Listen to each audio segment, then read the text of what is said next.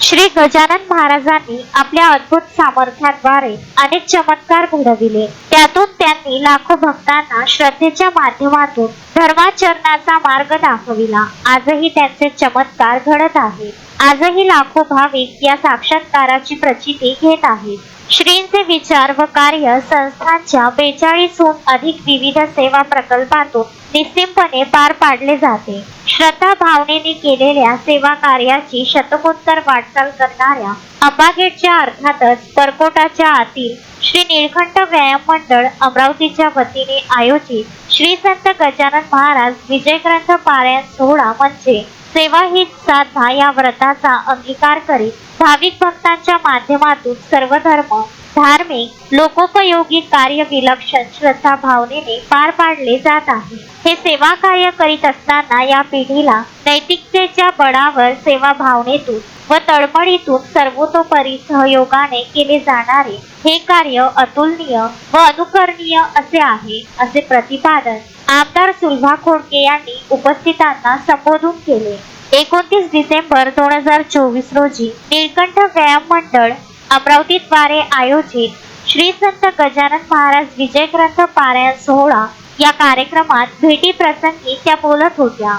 यासोबतच यावर्षी श्री नीलकंठ व्यायाम मंडळाच्या वतीने श्री संत गजानन महाराज यांच्या काचुर्णा येथील चांदीच्या मूळ चरण पादुकांचा व निमोणगाव शिर्डी येथील श्री साईबाबा यांच्या मूळ चरण पादुकांचा दर्शन सोहळ्याचे आयोजन करण्यात आले। या प्रसंगी पुणे चिंचवड स्थित सुरभी ढगे या चिमुकलीने आपल्या सुमधुर वाणीतून श्री गजानन विजय ग्रंथात असलेल्या एकूण 21 अध्याय सुमारे 2000 ओव्या असलेल्या तसेच प्रत्येक ओवीची रचना स्वतंत्र असून सुसंबद्ध अशा या ग्रंथाचे मुखोद्गत वाचन करून सर्वांचे लक्ष वेधले होते।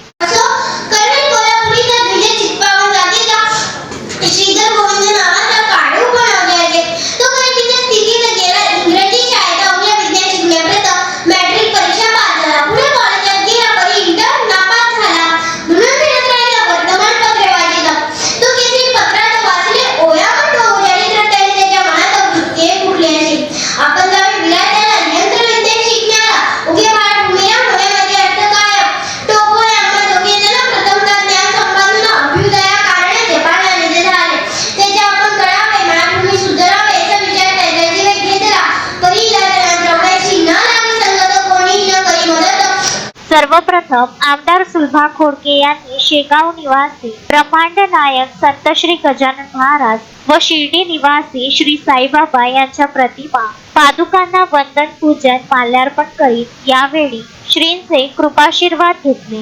या दरम्यान त्यांनी सर्व भाविक भक्तांच्या मनोकामना पूर्ण करण्यासाठी श्रींच्या चरणी नतमस्तक होऊन मनोभावे प्रार्थना केली। यावेळी आमदार सुलभा खोडके यांच्या हस्ते पुणे चिंचवड स्थित सुरभी ढगे या चिमुकलीचा शाल श्रीफळ पुष्पगुच्छ देऊन सत्कार करण्यात आला। या पारायण समाप्तीनंतर महाआरती व महाप्रसादाच्या वेळी भाविक भक्तांची मांडीआडीमुळे निर्धारित ध्येयपूर्तीची सफलता झाल्याचे समाधान वाटते। या शब्दात श्री संत गजानन महाराज विजय ग्रंथ पारायण सोहळ्याचे आयोजन यशस्वीतेसाठी ज्यांचे प्रत्यक्ष व अप्रत्यक्षपणे सहकार्य लाभले त्या सर्व भाविक भक्तांच्या प्रती श्री नीलकंठ व्यायाम मंडळ अमरावतीच्या वतीने कृतज्ञता व्यक्त करण्यात आली। श्री संत गजानन महाराज विजय ग्रंथ पारायण सोहळा यशस्वीतेसाठी श्री नीलकंठ व्यायाम मंडळाच्या सर्व पदाधिकारी व सदस्यांनी अथक परिश्रम घेतले। Vidarbha news bureau Amravati.